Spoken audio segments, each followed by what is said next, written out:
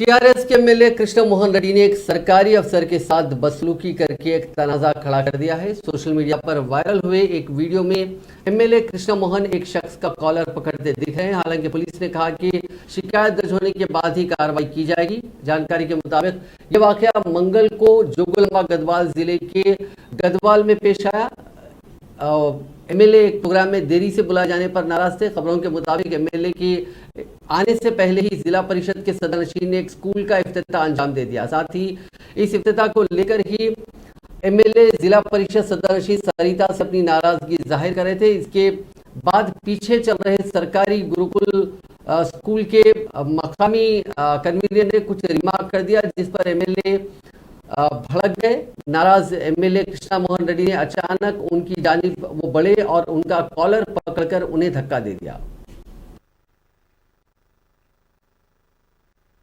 phone చేస్తాడు 10 సార్లు phone చేస్తాను అర్ధ గంటకు రండి మీరే